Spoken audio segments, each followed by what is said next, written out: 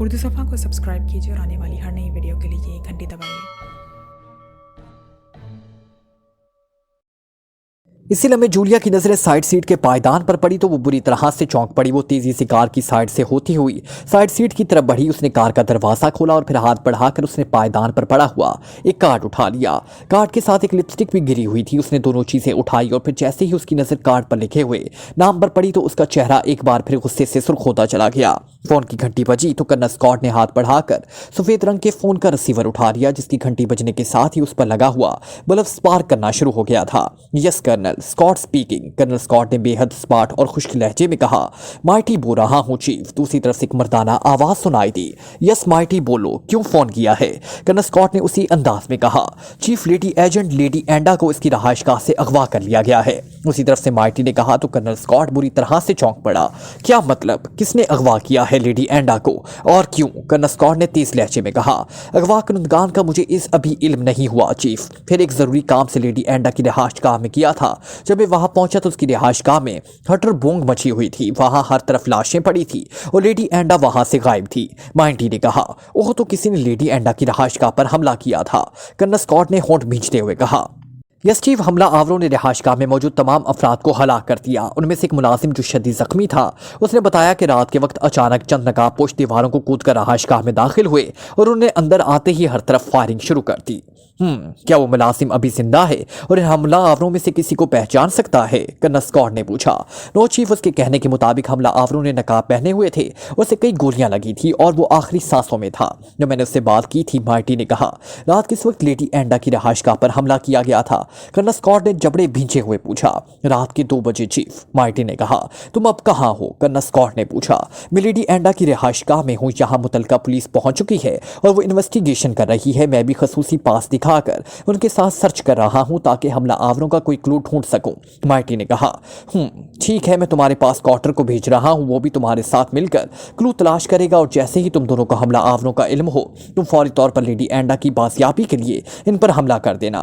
तुम्हें ना सिर्फ इनसे लेडी एंडा को बचाना है बल्कि ये भी मालूम करना है कि वो हमला आवर कौन थे और लेडी एंडा की रिहायशगाह पर क्यों हमला किया था उन्होंने और से अगवा करके क्यों ले गए थे। कर्नल स्कॉट ने सख्त लहजे में कहा, यस चीफ। माइटी ने कहा और कर्नल स्कॉट ने उसे चंद मजीद हदायत देकर रिसीवर को रिल्डर पर रख दिया और उसके चेहरे पर शदीद हैरत और परेशानी के तासुरात नुमाया थे। चंद लम्हों तक कर्नल सोचता रहा, फिर उसने नीले रंग के फोन का रिसीवर उठाया, उसे कान से लगाकर दूसरे हाथ से फोन के नंबर प्रेस करने लगा।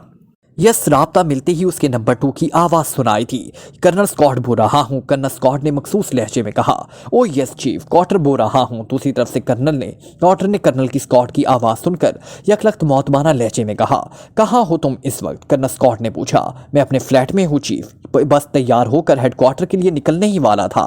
कॉटर ने जवाब दिया। हेडक्वार्टर आने की बजाय तुम लेडी एंडा की रिहायशगाह पर चले जाओ। कर्नल स्कॉट ने कहा, लेडी एंडा की रिहायशगाह पर? लेकिन चीफ, कॉटर ने हैरत भरे लहजे में कहा, लेडी एंडा को अगवा किया गया है। नॉनसेंस, रात को इसकी रिहायशगाह पर हमला किया गया था। हमला आवरों ने लेडी एंडा की रिहायशगाह में मौजूद तमाम अफराद को हलाक कर दिया है और लेडी एंडा को जख्मी हालत में उठा कर ले गए हैं। इसलिए तुम फौरन लेडी एंडा की रिहायशगाह पर जाओ और पता लगाओ कि सुपर एजेंसी के लेडी एजेंट के खिलाफ ऐसी घिनौनी कार्रवाई किसने की है और जिसने भी ऐसा किया है उसके खिलाफ सख्त कार्रवाई करो। जितनी जल्दी मुमकिन हो सके लेडी एंडा और उसके अगवाकारों को मेरे सामने लाओ, समझे तुम? कर्नल स्कॉट ने गुस्से से गरजते हुए कहा, यस चीफ। कर्नल स्कॉट का गुस्सेले लहजा सुनकर कार्टर ने सहमी हुई आवाज में कहा, मार्टी इस वक्त लेडी एंडा की ही रिहायशगाह में मौजूद है, इससे मिल लेना, वो तुम्हें सारी सूरत हाल से आगाह कर देगा। कर्नल स्कॉट ने कहा, यस चीफ। कार्टर ने धीमी आवाज में कहा और कर्नल स्कॉट ने उसे चंद मजीद हिदायत देकर रिसीवर को होल्डर पर रख दिया। आखिर लेडी एंडा को इस तरह कौन उठा कर ले जा सकता है? कर्नल स्कॉट ने परेशानी के आलम में सोचते हुए कहा। अभी वो सोच ही रहा था कि उसके सामने पड़े हुए नीले रंग के फोन की घंटी बज उठी। नीले रंग का फोन फॉरेन एजेंटों के लिए मखसूस था। सुपर एजेंसी के एजेंट दुनिया भर में फैले हुए थे जो कर्नल स्कॉट के अंडर थे। वो अपने तमाम रिपोर्ट्स देने के लिए कर्नल स्कॉट को डायरेक्ट फोन करते थे। यह सैटेलाइट फोन था और एजेंट भी सैटेलाइट के फोन से ही उससे राब्ता करते थे। जिसकी ना तो कॉल कहीं सुनी जा सकती थी और ना ट्रेस की जा सकती थी। इस फोन की वजह से कर्नल स्कॉट को ट्रांसमीटर की झंझट से निजात मिल गई थी, जिसमें बार बार ओवर कहने की जहमत करनी पड़ती थी। ये अब किसका फोन आ गया है? कर्नल स्कॉट ने नीले रंग के फोन सेट पर जलते बुझते बल्ब को देखते हुए कहा और हाथ बढ़ाकर रिसीवर उठा लिया। Yes, colonel Scott, chief of super agency speaking. Colonel Scott ने रिसीवर कान से लगाकर करख्त लहजे में कहा, पाकिस्तान से डायमंड बोल रहा हूं चीफ। दूसरी तरफ से एक मर्दाना आवाज सुनाई दी। यस बोलो, कर्नल स्कॉट ने कहा। आपको एक रिपोर्ट देनी है चीफ, डायमंड ने कहा। बोलो, क्या रिपोर्ट है? कर्नल स्कॉट ने कहा। कॉटर ने मुझे इस काम के लिए कहा था, मैंने पूरा कर दिया है। ग्रे पाकिस्तान के एक होटल में आकर ठहरा हुआ था, मैंने उसे होटल में जाकर हलाक कर दिया है, डायमंड ने कहा। तफसील से बताओ, और तुमने वहां अपना कोई सबूत तो नहीं छोड़ा है? कर्नल स्कॉट ने पूछा। नो चीफ, मैं अपना हर काम इतना इंतहाई राजदारी और सफाई से करता हूँ। एयरपोर्ट से ही मैं ग्रे के पीछे लग गया था। वो एक 7 स्टार होटल गया था, मैं उसके पीछे होटल पहुंच गया। मैंने होटल से ही उसके रूम में इससे बात की। वो मुझे नहीं जानता था। मैंने उससे कहा कि मैं आपका एक खसूसी पैगाम लाया हूं, तो वो मुझसे मिलने पर आमादा हो गया। उसने मुझे अपने कमरे में बुला लिया। मैंने उसके कमरे में जाते ही उस पर गैस पिस्टल से फायर करके उसे बेहोश किया और फिर मैंने एक खंजर से उसकी गर्दन काट कर अलग कर दी और फौरन वहां से निकल गया, डायमंड ने तफसील बताते हुए कहा। गुड शो, ये तुमने अच्छा किया है। ग्रे के इस तरह के कत्ल से वहां यही तासुर मिलेगा कि उसे किसी जनूनी कातिल ने हलाक किया है और वहां की पुलिस इस जनूनी कातिल को ढूंढती फिरेगी, कर्नल स्कॉट ने कहा। यस चीफ, लेकिन एक मसला हो गया है, डायमंड ने कहा। तो कर्नल स्कॉट चौंक पड़ा। मसला? कैसा मसला? कर्नल स्कॉट ने तेज लहजे में पूछा। पाकिस्तान के एक मकामी अखबार जिसका नाम पाकिस्तानी डेली न्यूज़ ने ग्रे के कत्ल और उसके बारे में हर बात तफसील से शाया की है। इस अखबार में कुछ ऐसे सबूत भी पेश किए गए हैं जिनसे पता चलता है कि ग्रे ने एक मकामी कब्रिस्तान में 4 एक्रीमियंस को हलाक किया है। इस खबर को मकामी अखबार में नुमाया करके शाया किया गया है, डायमंड ने कहा। तो कर्नल स्कॉट ने गुस्से और परेशानी से होंठ भींच लिए। और क्या शाया हुआ है ग्रे के बारे में? कर्नल स्कॉट ने पूछा। यही सब कुछ है। इस अखबार की तमाम खबरों की कटिंग में आपको मैं फैक्स कर देता हूँ, आप खुद देख लें, डायमंड ने कहा। ठीक है, तुम फैक्स कर दो, मैं देख लेता हूं, कर्नल स्कॉट ने कहा और उसने रिसीवर को रीडर पर रख दिया। ये सब हो क्या रहा है? यहां हमलावरों का एक ग्रुप लेडी एंडा की रिहाइशगाह में दाखिल होकर कत्लो गारत करता है और लेडी एंडा को जख्मी करके ले जाता है। इधर पाकिस्तान में ग्रे के बारे में सबूतों के साथ सब कुछ मकामी अखबार में शाया हुआ है। अगर अखबार वालों के पास इस बात का सबूत मौजूद है कि इन चारों एक्रीमियंस को ग्रे ने ही हलाक किया है और ग्रे का ताल्लुक इसराइल और मेरी एजेंसी से है, तो फिर एक्रीमियन एजेंसी 09 को इस बात का भी आसानी से इल्म हो जाएगा कि ग्रे ने एक्रीमियंस को हलाक करके जो ब्लू डायमंड हासिल किया था वो कहाँ है। कर्नल स्कॉट ने बड़बड़ाते हुए इंतहाई परेशानी के आलम में कहा। अब एक्रीमिया से खसूसी तौर पर मास्टर गन भी मंगवानी मुश्किल हो जाएगी, जिसकी मदद से ब्लू डायमंड में मौजूद डाटा निकाला जा सकता है। अब मैं क्या करूं? कर्नल स्कॉट ने इसी तरह से बड़बड़ाते हुए कहा। 1 घंटे के बाद एक सेलफोन की घंटी बजी तो वो अपने ख्यालों से निकल आया। उसने मेज पर पड़ा हुआ सेलफोन उठा लिया। स्क्रीन पर कॉटर का नाम डिस्प्ले हो रहा था। Yes, colonel Scott speaking. Colonel Scott ने कॉल रिसीविंग का बटन प्रेस करके सेलफोन कॉन से लगाते हुए कहा। कॉटर बोल रहा हूँ चीफ, कॉटर की आवाज सुनाई दी। हाँ बोलो, क्या रिपोर्ट है? हमला आवरों का कोई सुराग मिला? कर्नल स्कॉट ने बेचैनी से पूछा। यस चीफ, हमला आवरों का पता चल गया है, उनका ताल्लुक ब्लू आई क्लब से है, कॉटर ने जवाब दिया। तो कर्नल स्कॉट बेइख्तियार उछल पड़ा। Blue Eye Club? Colonel Scott ने कहा। यस चीफ, ये एक मकामी क्लब है जो गुंडों और बदमाशों का अड्डा है और इस क्लब की मालिका एक एक्रीमियन औरत है जिसका असल नाम का तो इल्म नहीं, लेकिन वो खुद को गोल्ड फिश कहती हैं, कॉटर ने जवाब देते हुए कहा। तो क्या लेडी एंडा को इस गोल्ड फिश ने अगवा कर लिया है? कर्नल स्कॉट ने होंठ भींचते हुए कहा। यस चीफ, क्लब के तमाम गुंडे और बदमाश गोल्ड फिश के ही ताबे हैं और उसके हुक्म के बगैर कोई काम नहीं करते, कॉटर ने कहा। इसका मतलब है गोल्डफिश का ताल्लुक 09 एजेंसी से है और 09 एजेंसी को पता चल चुका है कि ग्रे पाकिस्तान से ब्लू डायमंड यहाँ लाया है और अब 09 एजेंसी ब्लू डायमंड के हसूल के लिए यहाँ हरकत में आ चुकी है। कर्नल स्कॉट ने होंठ सुकेटते हुए कहा। यस चीफ, मुझे भी ऐसा ही शक है। चूंकि सुपर एजेंसी का हेडक्वार्टर सीक्रेट है, इसलिए वो लेडी एंडा की जुबान खुलवा कर इसे हेडक्वार्टर के बारे में मालूम कर सकते हैं। और फिर कॉटर ने मुसलसल बोलते हुए कहा और फिर अचानक बोलते बोलते खामोश हो गया, जैसे वो मजीद बात ना करना चाहता हो ताकि वो क्वार्टर पर अटैक कर सकें और मुझ तक पहुंच सकें और मुझसे ब्लू डायमंड हासिल कर सकें। कर्नल स्कॉट ने गुर्राते हुए कॉटर की बात मुकम्मल करते हुए कहा। यस चीफ, कॉटर ने धीमी आवाज में कहा। क्या 09 एजेंसी में इतनी कुव्वत है कि वो मुझ तक पहुंच सके? कर्नल स्कॉट ने इसी अंदाज में कहा। नो चीफ, हमारी एजेंसी इनकी एजेंसी के मुकाबले में ज्यादा ताकतवर और फाल है। अगर आप इजाजत दें तो मैं गोल्डफिश के खिलाफ कार्रवाई करके लेडी एंडा को छुड़ा सकता हूं, कॉटर ने कहा। नहीं, अभी तक ये साबित नहीं हुआ कि गोल्डफिश का ताल्लुक एक्रीमियन 09 एजेंसी एजेंसी से ही है, इसका ताल्लुक किसी और एजेंसी से भी हो सकता है। हमें बहुत एहतियात से काम लेना होगा। क्रीमिया हमारा हरीफ मुल्क है, हम इसके बलपोते पर फूल रहे हैं। अगर हमने क्रीमियन एजेंटों के खिलाफ काम किया तो हमें लेने के देने पड़ सकते हैं, इसलिए हम ऐसा कुछ नहीं करेंगे जिससे इसराइल और क्रीमिया के ताल्लुकात में किसी भी किस्म की कोई दरार पड़े, कर्नल स्कॉट ने कहा। तो फिर क्या करना है चीफ? क्या हम लेडी एंडा को गोल्ड फिश के रहमो करम पर छोड़ दें? अगर गोल्ड फिश ने लेडी एंडा की जबान खुलवा ली और उसे सुपर एजेंसी के हेडक्वार्टर का इल्म हो गया तो वो हेडक्वार्टर पर भी अटैक कर सकती है। वो अकेली नहीं होगी, उसके साथ पूरा गैंग होगा जिसे संभालना मुश्किल हो सकता है, और ये भी मुमकिन है कि इसकी गैंग में क्रीमियन एजेंट भी हो, कॉटर ने कहा। मैं समझ रहा हूं कि तुम क्या कहना चाहते हो, लेकिन इसके बावजूद मैं इसके खिलाफ फौरी एक्शन नहीं लेना चाहता, कर्नल स्कॉट ने सोच में डूबे हुए लहजे में कहा। तो फिर जैसा आपका हुक्म, कॉटर ने कहा। तुम किसी तरीके से गोल्ड फिश को इस क्लब में ला सकते हो, कर्नल स्कॉट ने चंद लम्हे खामोश रहने के बाद कहा। आपका मतलब गोल्ड फिश के अगवा से है? कॉटर ने पूछा। तो और मैं क्या कह रहा हूं? नॉनसेंस, कर्नल स्कॉट ने घुर्रा कर कहा। ओ सॉरी, यस चीफ, मैं ये काम कर सकता हूं। मैं ब्लू आई क्लब में कई बार जा चुका हूं और मुझे ब्लू आई क्लब के एक एक हिस्से का बखूबी इल्म है, बल्कि इस क्लब में जाने का मैं एक खुफिया रास्ता भी जानता हूं और मुझे इस बात का भी इल्म है कि गोल्ड फिश क्लब में कहाँ मौजूद होती है। अगर मैं खुफिया रास्ते से जाऊं तो मैं गोल्ड फिश तक पहुंच सकता हूं और उसे वहां से अगवा करके ला सकता हूं, कॉटर ने कहा। गुड शो, फिर तुम फौरी तौर पर जाओ और वहां से गोल्ड फिश को निकाल लाओ। इसने हमारे एजेंट को जिस खुफिया तरीके से अगवा किया है, हम भी इस तरीके पर अमल करेंगे, और एक बार गोल्ड फिश हमारे हाथ लग जाए तो फिर इसके बदले में हम लेडी एंडा को इससे वापस हासिल कर सकते हैं। हम खुद को शो नहीं करेंगे, बल्कि ऐसा जाहिर करेंगे जैसे इसराइल के किसी गैंग ने गोल्ड फिश को अगवा किया हो, कर्नल स्कॉट ने कहा। और लेडी एंडा, अगर उसने जबान खोल दी होगी तो, कॉटन ने तशवीश भरे लहजे में कहा। लेडी एंडा को मैं बखूबी जानता हूं, इस पर किसी भी तशद्दुद का कोई असर नहीं हो सकता। वो एक मंजी हुई और इंतहाई तरबियत याफ्ता लेडी एजेंट है, इसकी जुबान इतनी आसानी से नहीं खुलेगी, कर्नल स्कॉट ने कहा। यस चीफ, मैं समझ गया। मैं जिस खुफिया रास्ते से क्लब में जाऊंगा कोशिश करूंगा कि गोल्ड फिश के साथ वहां से लेडी एंडा को भी वापस ला सकूं, क्योंकि अगर उन्होंने लेडी एंडा को क्लब के किसी तहखाने में रखा हुआ होगा तो मुझे उसे ढूंढने में ज्यादा वक्त नहीं लगेगा, कॉटर ने कहा। हाँ, ये ठीक है, अगर लेडी एंडा को भी तुम ला सकते हो तो बहुत बड़ा मसला हल हो जाएगा और फिर हम यहाँ अपने तरीके से गोल्ड फिश की जबान खुलवाएंगे। अगर इसका ताल्लुक वाकई क्रीमियन एजेंसी 09 से हुआ तो हम खामोशी से उसे छोड़ेंगे, और अगर उसका ताल्लुक किसी और एजेंसी या किसी दूसरे मुल्क से हुआ तो फिर मैं उसका इस कदर भयानक हशर करूंगा कि मरने के बाद इसकी रूह सैकड़ों बरसों तक बिलबिलाती रहेगी, कर्नल स्कॉट ने कहा। तो क्या आपके ख्याल में गोल्ड फिश का ताल्लुक किसी और मुल्क से भी हो सकता है? कॉटर ने चौंक कर कहा।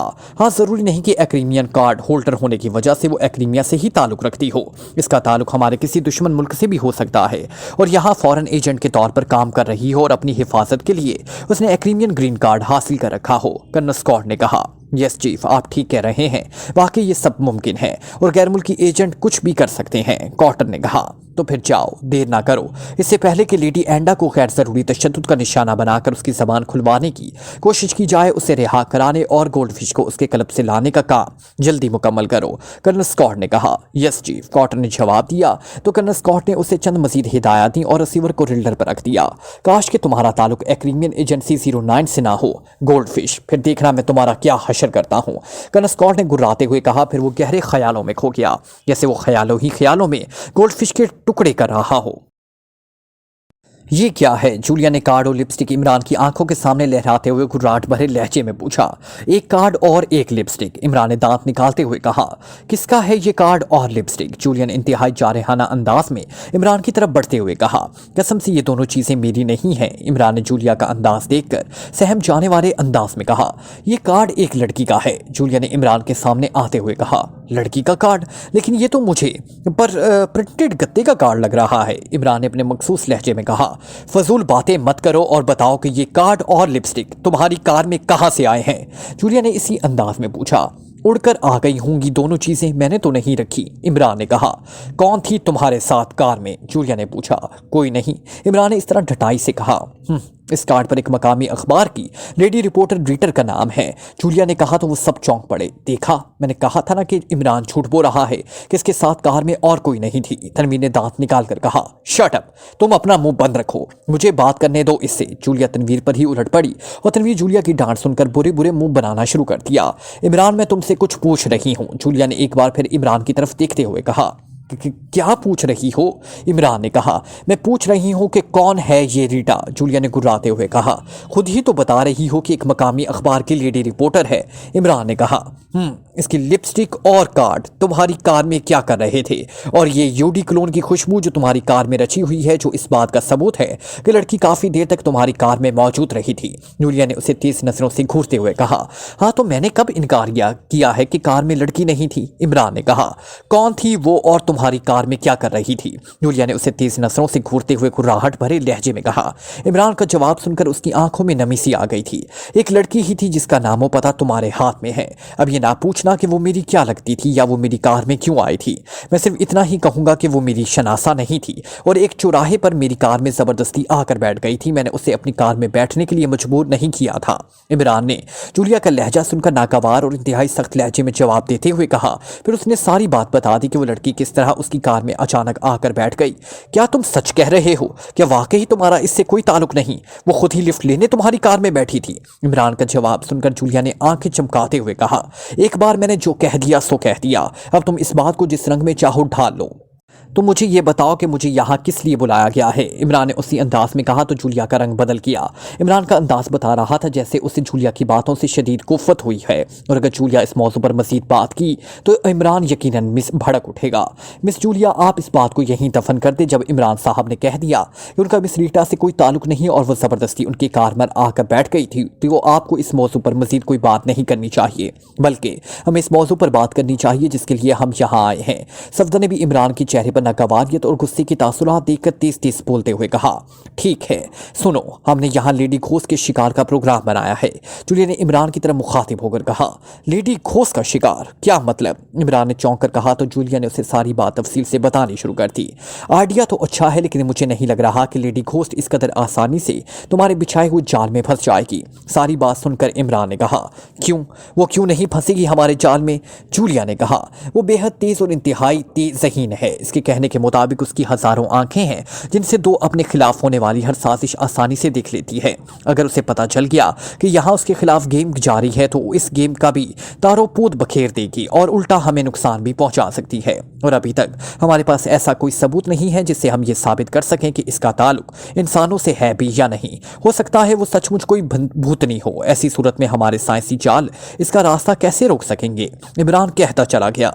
फिर भी हम कोशिश तो कर सकते हैं। अब हाथ पर हाथ रखकर बैठने से भी तो कोई काम नहीं चलता। सफदर ने कहा। तो टांग पर टांग रखकर बैठ जाओ, ऐसे तो चल ही जाएगा काम। बेचारी टांगों को मुफ्त में भाग दौड़ को थकना तो नहीं पड़ेगा। इमरान ने कहा। प्लीज इमरान, हम सब इस वक्त इंतहाई संजीदा है। जूलिया ने कहा। लेकिन मैं नहीं हूं। इमरान ने कहा। वो तो तुम कभी हो भी नहीं सकते। तनवीर ने बुरा समूह बनाकर कहा। बिल्कुल, लेकिन तुम भी संजीदा हो, ये सुनकर मुझे हैरत हुई। इमरान ने मुस्कुरा कर कहा। क्या इसमें हैरत वाली कौन सी बात है? तनवीर ने कहा। संजीदा मोनस होती है और तुम। इमरान ने कहा तो वो सब ना चाहते हुए भी बेख्तियार खिलखिलाकर हंस पड़े, जबकि तनवीर बुरे बुरे मुंह बनाने लगा जैसे उसने कौनीन की गोलियों का पूरा पैकेट मुंह में डाल लिया हो। बताओ, इस मामले में तुम हमारी क्या मदद कर सकते हो? जूलिया ने एक बार फिर संजीदा होते हुए कहा। क्या मदद चाहती हो मुझसे? इमरान ने पूछा। यही कि अगर हम लेडी घोस्ट को यहाँ लाने में कामयाब हो जाएं तो वो यहाँ से निकल ना सके। जूलिया ने कहा। इसके लिए तो मुझे बेहद मेहनत करना पड़ेगी। इस मेहनत के सिले में मुझे क्या मिलेगा? जूलिया ने कहा। मुझे और कुछ नहीं, तनवीर के हाँ चाहिए। क्यों तनवीर? इमरान ने कहा तो तनवीर गुस्से से बल खाकर रह गया।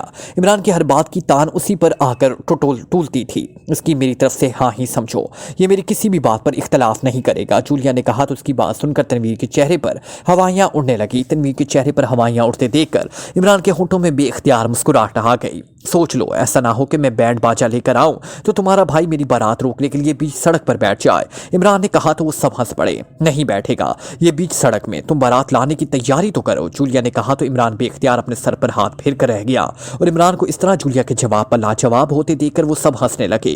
क्यों इमरान भाई, फिर आप कब ला रहे हैं बारात? सालिया ने मुस्कुराते हुए कहा। जब मेरे पास छुआरे बांटने और दावत वलीमा के लिए रकम जमा हो जाएगी। इमरान ने बेसाख्ता कहा तो इन सब की हंसी तेज हो गई। अब बोलो। जूलिया ने इमरान की तरफ मुस्कुराती हुई नजरों से देखकर कहा। अब क्या बोलूं मैं? जब तुमने तैयारी कर ही ली तो फिर मुझे अब बाराती लानी ही पड़ेगी। इमरान ने एक तवील सांस लेते हुए कहा। गुड शो, मतलब तुम हमारे साथ देने के लिए तैयार हो? जूलिया ने मुसरत भरे लहजे में कहा। क्यों तनवीर, कर दूं? हाँ। इमरान ने जानबूझकर एक बार फिर तनवीर को जिच करते हुए कहा तो तनवीर उसे तेज नजरों से घूरने लगा। मुझे नहीं पता, तनवीर ने सर छटक कर कहा। चलो बारात देखकर तुम्हें सब पता चल जाएगा। इमरान ने भला कहा आसानी से बाज आने वाला था। माहौल इन सब के तेज खिलखिलाते हुए कहकों से गूंज उठा। एक लड़की स्याह रंग का चुस्त और चमकदार लिबास जिसके साथ सींगों वाली एक टोपी भी लगी हुई थी पहने और चेहरे पर नकाब चढ़ाए एक लैपटॉप कंप्यूटर के सामने बैठी हुई थी। लड़की के एक हाथ की कलाई पर सफेद रंग की इंतहाई खूबसूरत घड़ी थी और जिसका डायल बेहद बड़ा था और इस पर रंग बिरंगे बल्ब जल बुझ रहे थे। देखने में ये घड़ी बच्चों के खिलौने जैसी लग रही थी जिसका साइज आम घड़ियों से कहीं बड़ा था और इस पर चारों तरफ बेशुमार बटन लगे हुए थे। लड़की के सामने कंप्यूटर खुला हुआ था और लड़की इस कंप्यूटर से एक ईमेल सर्विस ऑन कर रही थी। ईमेल्स की वेबसाइट खुलते ही उसके सामने बेशुमार ईमेल्स खुलते चले गए। नकाब के पीछे लड़की की नीली बड़ी बड़ी और चमकदार आंखें लैपटॉप कंप्यूटर की स्क्रीन की चमक की वजह से और ज्यादा चमक रही थी। साइड पर बेशुमार ईमेल्स देखकर उसकी आंखें और ज्यादा चमक उठी। वो लैपटॉप पर लगे माउस से स्क्रॉल करने लगी और ईमेल्स भेजने वाले के नाम दिखने लगी।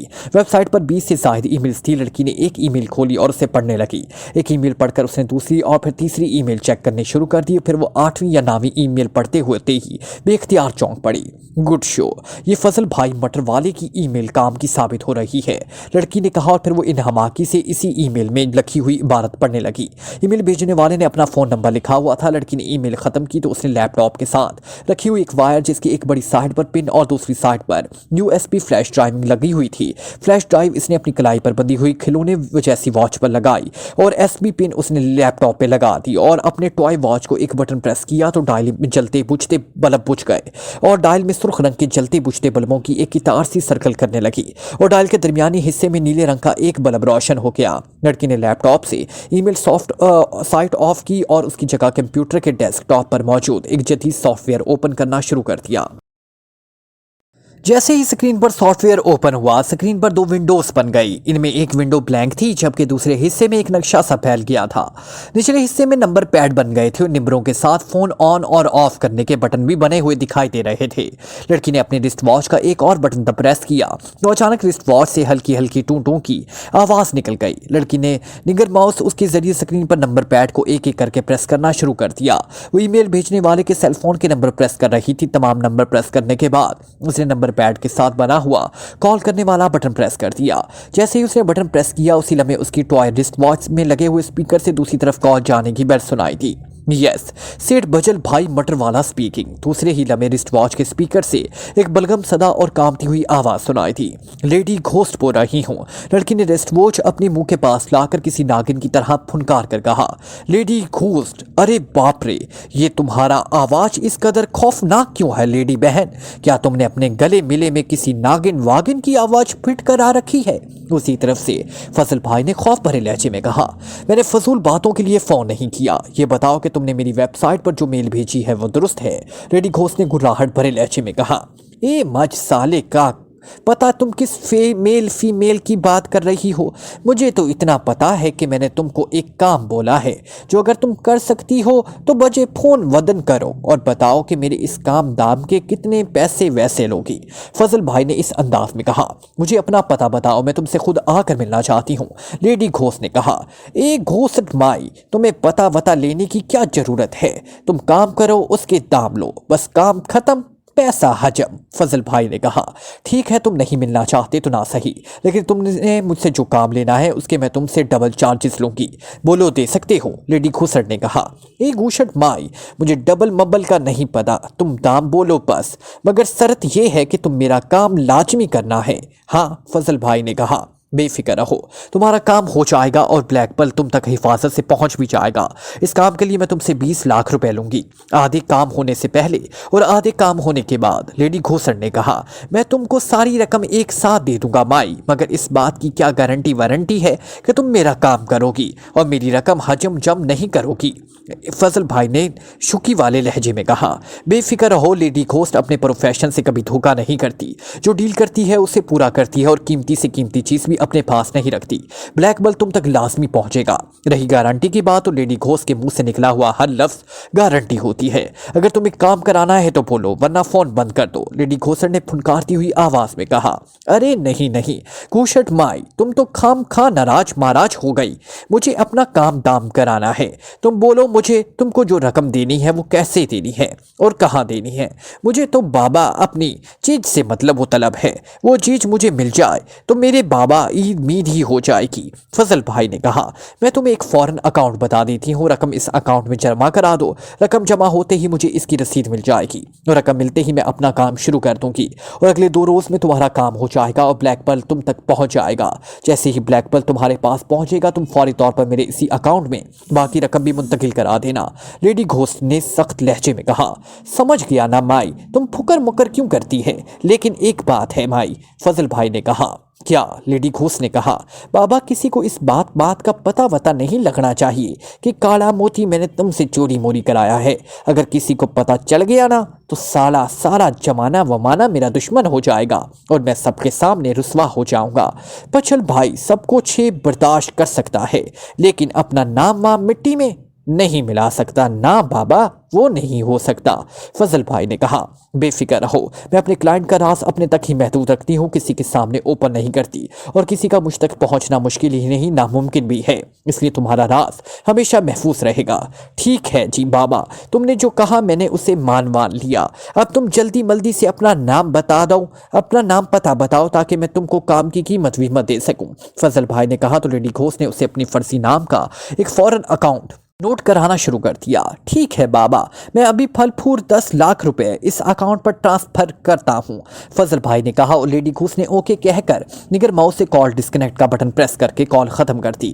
कोई अहमक सेट मालूम हो रहा था, लेडी घूसर ने मुंह बनाकर कहा और स्क्रीन के इस हिस्से की तरफ देखने लगी जो ब्लिंकिंग थी। इसने अपने टॉय वॉच का एक बटन प्रेस किया तो उसी लंबे नक्शे पर सुर्ख रंग का एक दायरा सा तेजी से हरकत करना शुरू हो गया। फिर स्क्रीन पर नक्शा फैला और एक शहर का नाम और फिर एक मखसूस इलाके का नाम क्लोज होना शुरू किया। साथ ही ब्लैंक स्क्रीन पर तेजी से कुछ अल्फाज प्रिंट होते चले गए। वहां एक मुकम्मल एड्रेस नोट हो गया। तो ये है फजल भाई मटर वाले का एड्रेस, लेडी घोष ने एड्रेस पढ़ते हुए कहा। चंद लम्हे वो गौर से एड्रेस देखती रही, फिर वो अचानक उछल पड़ी। क्या मतलब? ये एड्रेस तो, उसने बुखलाए हुए लहजे में कहा। दूसरे लम्हे उसके होंठों पर बेइख्तियार मुस्कुराहट उभर गई। गुड शो, तो यहाँ मुझे ट्रैप करने की प्लानिंग की गई है, लेडी घोष ने सहरीले अंदाज में कहा। मैं समझ गई कि ये काम किसका हो सकता है, लेडी घोष ने बड़बड़ाते हुए कहा। चंद लम्हे वो सोचती रही, फिर उसने लैपटॉप बंद करना शुरू कर दिया। लैपटॉप बंद करके उसने मेज पर रखी हुई चीजें समेटी और फिर उसने सारी चीजें मेज के दराज खोलकर उसमें रखनी शुरू कर दी। लैपटॉप भी उसने मेज के दराज में रख दिया। फिर वो उठकर खड़ी हो गई। उसने टॉय रिस्ट वॉच के मुख्तलिफ बटन प्रेस किए तो रिस्ट वॉच पर पहले की तरह रंग बिरंगे बल्ब रक्स करना शुरू हो गए। मुझे अभी जाकर देखना चाहिए कि उसने मुझे ट्रैप करने के लिए क्या किया है। वो वाकई ही बेहद ज़हीन इंसान है, ऐसा ना हो कि मैं वहां जाकर उसके ट्रैप का शिकार हो जाऊं, लेडी घोष ने इस तरह से बड़बड़ाते हुए कहा और एक झटके से उठकर खड़ी हो गई। उसने अपनी टॉय रिस्ट वॉच की तरफ देखा और फिर उसने रिस्ट वॉच का एक बटन प्रेस किया तो टॉय रिस्ट वॉच के निचले हिस्से में एक छोटा सा कीबोर्ड सरकता हुआ बाहर आ गया। लेडी घोष ने साइड पर लगा हुआ एक और बटन दबाया तो उसके सामने हवा में 3D लाइट से एक बड़ा सा कीबोर्ड बनकर वाज़े हो गया। 3D लाइट के उसके टॉय रिस्ट वॉच से निकल रही थी। लेडी घोषर ने टॉय रिस्ट वॉच का एक और बटन प्रेस किया तो रिस्ट वॉच का डायल यकलक स्याह होकर ब्लिंक स्क्रीन जैसा बन गया। लेडी घोष की उंगलियां उसके सामने लाइट से बने हुए पैड पर तेजी से हरकत करना शुरू हो गई। वो कीबोर्ड जो कुछ टाइप कर रही थी वो सब उसके टॉय रिस्ट वॉच की स्क्रीन पर उभरता जा रहा था। लेडी घोष फजल भाई का मुकम्मल एड्रेस टाइप कर रही थी। एड्रेस टाइप करने के बाद उसने इस इमारत की लोकेशन, उसका अपने ठिकाने से फासला, उसकी सिमत एडजस्ट करनी शुरू कर दी। जब तमाम काम मुकम्मल हो गया तो उसने कीबोर्ड की साइड का एक बटन प्रेस किया तो रोशन कीबोर्ड सिमट कर वापस उसके बोर्ड में चला गया जिससे निकलकर वो लेडी घोष के सामने फैला था। कीबोर्ड के सिमटते ही रिस्ट वॉच से निकला हुआ छोटा सा कीबोर्ड भी वापस रिस्ट वॉच में चला गया। स्क्रीन पर एड्रेस के साथ मुकम्मल आदाद और शुमार थे जो इस इमारत के मुतालिक थे जहां उसकी कार रिसीव की गई थी। मैं आ रही हूं इमरान, देखती हूं कि तुमने राना हाउस में मुझे अपने जाल में फंसाने के लिए क्या इंतजाम किए हैं। तुम कुछ भी कर लो लेकिन मैं तुम्हारे हाथ आने वालों में से नहीं हूँ। मैं तुम्हारे बनाए हुए इस जाल के टुकड़े ना कर दूँ तो मेरा नाम लेडी घोष नहीं, लेडी घोष ने कहा। उसने रिस्ट वॉच के मुख्तलिफ बटन प्रेस करने शुरू कर दिए। जैसे जैसे वो बटन प्रेस करती जा रही थी रिस्ट वॉच पर भी से रंग बिरंगे बल्ब जलना बुझना शुरू हो गए थे और क्लॉक एंटी क्लॉकवाइज घूमना शुरू हो गई थी और स्क्रीन के टाइल पर रोशनी के ऐसे दायरे बनते जा रहे थे जैसे पानी में भंवर बन रहा हो और घूमता हुआ पानी तेजी से इस भंवर में गुम होता जा रहा हो। रोशनी के दायरे 3 रंग के थे, एक सुर्ख, एक नीला और एक सफेद। जैसे जैसे दायरों के घूमने की रफ्तार तेज होती जा रही थी रिस्ट वॉच से सूं की आवाज़ों के साथ डायल से तेज रोशनी भी फूटना शुरू हो गई। इस तेज होती हुई रोशनी के साथ ही लेडी घोष के स्याह चमड़े के लिबास में भी बिजली की लहरें सी चमकना शुरू हो गई थी और फिर अचानक एक धमाका सा हुआ। टॉय रिस्ट वॉच से तेज रोशनी निकली और गायब हो गई। यह अमल किसी फ्लैश लाइट जैसा ही था। जैसे ही फ्लैश लाइट खत्म हुई लेडी घोष वहां से गायब हो चुकी थी, जैसे किसी ने जादू की छड़ी घुमाकर उसे यकलख्त वहां से गायब कर दिया। इमरान ने मुंह चलाते हुए सेलफोन ऑफ किया और स्क्रीन देखने लगा। ये देखकर वो एक तवील सांस लेकर रह गया। जिस नंबर से उसे कॉल की गई थी वो नंबर कॉल खत्म होते ही खुद ब खुद उसके सेलफोन से डिलीट हो गया। क्या हुआ? जूलिया ने उसे तवील सांस लेते देखकर चौंकते हुए कहा। वो सब राना हाउस के सिटिंग रूम में बैठे हुए थे। इमरान और उसके साथी इस सिटिंग रूम में ही मौजूद थे जहां इमरान के सेलफोन पर एक नए नंबर से कॉल मौसूल हुई थी। इमरान ने सेलफोन में एक ऐसा सिम कार्ड लगाया था जो इससे पहले इस्तेमाल नहीं किया गया था। इस पर कॉल मौसूल होते ही इमरान समझ गया था कि किसकी कॉल हो सकती है। उसने अपने साथियों को खामोश रहने का कहा और फिर उसने सेलफोन ऑन करके उसका लाउडर ऑन कर दिया। फिर जब इमरान ने आवाज बदलकर मोटे कासिम के अंदाज में सेठ फजल भाई मटरवाला कहकर अपना तारुफ कराया तो वो सब मुस्कुरा दिए, लेकिन दूसरे लम्हे इन सब की मुस्कुराहटें गायब हो गई जब सेलफोन से उन्हें लेडी घोष की आवाज सुनाई थी। इमरान लेडी घोष से बड़े एतमीनान भरे अंदाज में बातें कर रहा था। वो सेठ कासिम के लबो लहजे में बात कर रहा था और उसे सेठ कासिम के अंदाज में बातें करते देखकर वो सब मुस्कुरा रहे थे। लो भाई, हमारा एक काम दाम तो पूरा हो गया है।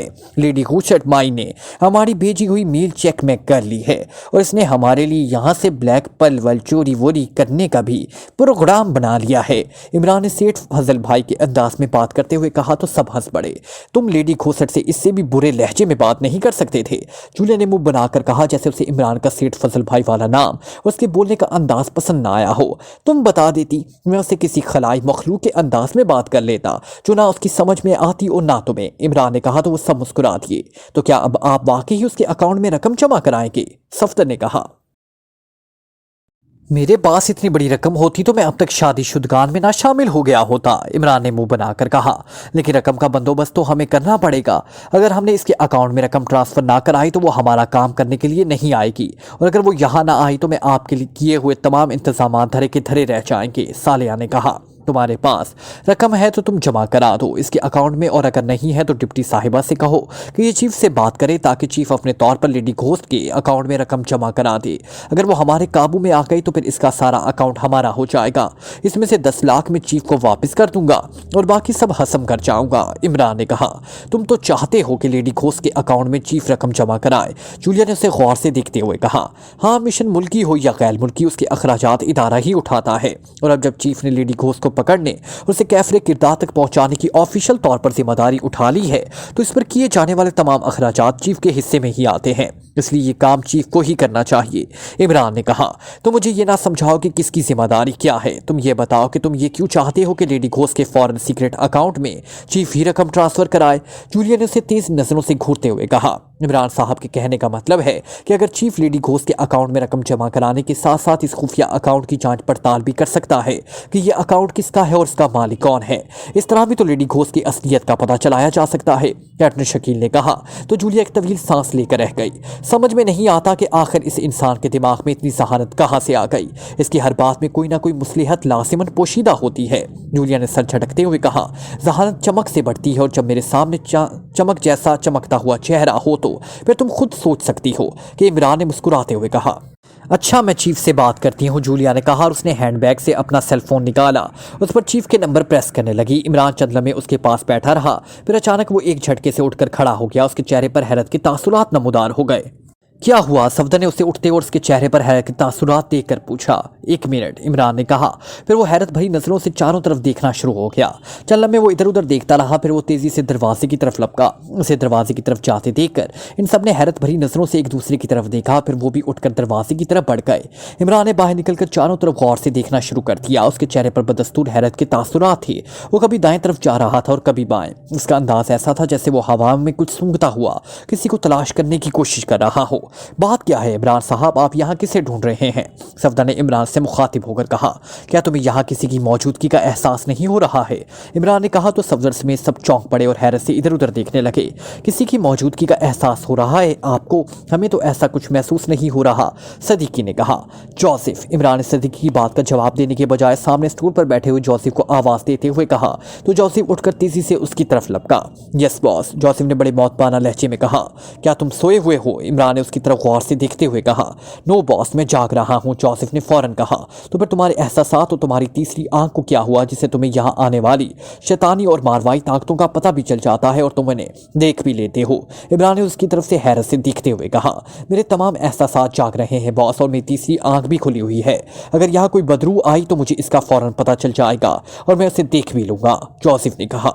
और एक बदरू जो यहाँ घूम रही है, क्या तुम्हें इसका पता नहीं चल रहा? तुम्हारी तीसरी आंख उसे देख नहीं रही? इमरान ने कहा तो जॉसिफ पूरी तरह से उछल पड़ा। उसने फौरन चारों तरफ देखना शुरू कर दिया। इमरान के साथियों के चेहरों पर भी हैरत के तासुरात दिखाई दे रहे थे। मुझे तो यहाँ किसी मारवई ताकत की मौजूदगी का एहसास नहीं हो रहा और ना ही मुझे यहाँ कोई दिखाई दे रहा है, जॉसिफ ने चंद लम्हों के बाद हैरत भरे लहजे में कहा। फौरन जाकर अपने मुंह पर ठंडे पानी के छींटे मारो और फिर सारी इमारत का राउंड लगा कर आओ। अपनी तीसरी आंख को खसूसी तौर पर इस्तेमाल करो और देखो कौन है यहाँ, इमरान ने सख्त लहजे में कहा। लेकिन बॉस, जॉसिफ ने कहना चाहा, जो कह रहा हूँ जल्दी करो। नॉनसेंस, आखिर तुम्हें यहाँ किसी और की मौजूदगी का एहसास क्यों हो रहा है? जॉसिफ को छोड़ो, हम में से भी किसी को इस बात का एहसास नहीं हो रहा हमारे अलावा भी कोई मौजूद है, जूलिया ने कहा। कुव्वत शामा का इलाज कराओ जाकर, इमरान ने मुंह बनाकर कहा। कुव्वत शामा? क्या मतलब? जूलिया ने चौंक कर कहा। हम सब ने मुख्तलिफ परफ्यूम्स लगा रखे हैं जिससे राना हाउस महक रहा है, लेकिन इन तमाम खुशबुओं से एक अलग खुशबू भी है। गौर करो तो वो खुशबू तुम सब भी महसूस करोगे, ऐसी खुशबू जो हम में से कोई भी नहीं लगाता, इमरान ने कहा। तो सब चौंक कर इधर उधर देखने लगे और फिर वो हवा और में खुशबू सूंघने की कोशिश करने लगे। आप ठीक कह रहे हैं, यहाँ वाकई हमारी लगाई हुई खुशबुओं से हटकर एक नई और हैरत अंगेज खुशबू भी फैली हुई है। वो ये खुशबू बेहद हल्की है, लेकिन मुझे इसका एहसास होना शुरू हो गया है, सदीकी ने हैरत भरे लहजे में कहा। हैरत है, इमरान साहब की तरह तुम्हें भी यहाँ नई और अनोखी खुशबू का एहसास हो रहा है, लेकिन मुझे तो यहाँ ऐसी किसी खुशबू का अभी तक एहसास नहीं हो रहा जो नई और अनोखी खुशबू हो, सफदर ने कहा। और बाकी सब भी बदस्तूर नाक सुकेड़ रहे थे, लेकिन उनके चेहरों पर भी ऐसा कोई तासुर नहीं उभरा था कि उन्हें किसी नई और अनोखी खुशबू की मौजूदगी का एहसास हुआ हो। सफदर ठीक कह रहा है, वाकई ही मुझे भी यहाँ से और किसी खुशबू का एहसास नहीं हो रहा, सालिया ने कहा। नो बॉस, यहाँ कोई नहीं है, मैंने हर जगह चेक कर लिया और मैं यहाँ किसी भी अनजान हस्ती की मौजूदगी महसूस नहीं की। मैंने अफ्रीका के काले कबाइल का अंगोला अश्लोक भी पढ़ा था। इस अश्लोक के पढ़ने से मेरी तमाम हिस्से बेदार हो गई थी, और अगर यहाँ कोई बड़ी सी बड़ी ताकतवर से ताकतवर शैतानी कुव्वत भी मौजूद होती तो अश्लोक पढ़ने की वजह से वो फौरन मेरी नज़रों के सामने आ जाती। नहीं, ये मेरा वहम नहीं है, इमरान ने मुंह बनाकर कहा। उसी लम्हे उन्होंने जवाना के कमरे का दरवाज़ा खुलते देखा। जवाना दरवाजे पर खड़ा हैरत से इधर उधर देख रहा था। उसकी नज़रें इन सब पर पड़ी तो वो आहिस्ता आहिस्ता चलता हुआ उसकी तरफ बढ़ने लगा। उसकी तबीयत काफ़ी ख़राब थी, उसका रंग जर्द था और जिस्मानी तौर पर वो काफ़ी कमज़ोर दिखाई दे रहा था। उसकी हालत पिछले दिनों होने वाले तेज़ बुखार की वजह से हुई थी। बुखार तो ख़त्म हो चुका था, लेकिन उसके असरात अभी तक थे और जवाना खुद को काफ़ी कमज़ोर महसूस कर रहा था। क्या हुआ? तुम क्यों बाहर आ गए? अभी तुम्हारी कमज़ोरी बाकी है, तुम आराम करो ताकि जल्द से जल्द तुम्हारी सेहत बहाल हो सके, इमरान ने उसे देखकर कहा। मुझे यहाँ विकल्टी की खुशबू खींच लाई है मास्टर, जवाना ने कहा। विकल्टी की खुशबू? क्या मतलब? ये किस खुशबू का नाम है? इमरान ने चौंक कर कहा और बाकी सभी हैरत से जवाना की तरफ देखने लगे। मैं एक मरतबा मास्टर किलर के साथ अबाना किया था, तब मुझे इस खुशबू का इल्म हुआ था। इसके बाद आज मुझे फिर से वही खुशबू यूं महसूस हुई। मैं यहाँ आपसे मिलकर गया था तो ये खुशबू यहाँ मौजूद नहीं थी, लेकिन फिर अचानक मुझे ऐसा लगा जैसे मेरे इर्द गिर्द कोई अनदेखी ताकत घूम रही हो और उसने अपने जिस्म पर विकल्टी लगा रखी हो, जवाना ने कहा। और वो सब इसकी बात सुनकर हैरान रह गए। जोशी के चेहरे पर भी जवाना की बात सुनकर हैरत लहराने लगी थी। जिस खुशबू का जॉसिफ और इनको एहसास नहीं हुआ था, वो खुशबू जवाना जैसे इंसान ने सूंघ ली थी। अब कहो, इमरान ने इन सब की तरफ देखते हुए कहा। चॉकलेट की खुशबू? ऐसी खुशबू तो मुझे भी महसूस हो रही थी, कैप्टन शकील ने कहा। हाँ, चॉकलेट की तो खुशबू शायद हम सब महसूस कर रहे हैं। मुझे भी ऐसा ही लग रहा था। बॉस की खुशबू चॉकलेटी काफ़ी की थी, इसलिए मैंने भी इस पर तवज्जो नहीं दी थी, लेकिन अब भी मैं महसूस कर सकता हूँ कि कॉफ़ी की चॉकलेटी खुशबू और इस खुशबू में फ़र्क है। अफ्रीकी ज़बान में इस खुशबू को दियांगा की बू कहते हैं, जो वाकई ही ख़ास किस्म के दरख्त की गूंद की होती है। आपने अगर मुझे इस खुशबू का हवाला दिया होता तो मैं आपको इस खुशबू के यहाँ होने का ज़रूर बता देता। आपने चूँकि मुझे किसी गैर मरई ताकत की मौजूदगी का एहसास दिलाया था, इसलिए मेरी सारी तवज्जो इस तरफ मबसूल हो गई थी और मैंने इस खुशबू की तरफ कोई ध्यान नहीं दिया था, जोसेफ ने कदरे शर्मिंदा लहजे में कहा। चलो, अब तो एहसास हो गया है ना। इस खुशबू का अब दोबारा इमारत का राउंड लगाओ और चेक करो कि कहाँ से आ रही है ये खुशबू, इमरान ने कहा। Like, comment, share, press the bell icon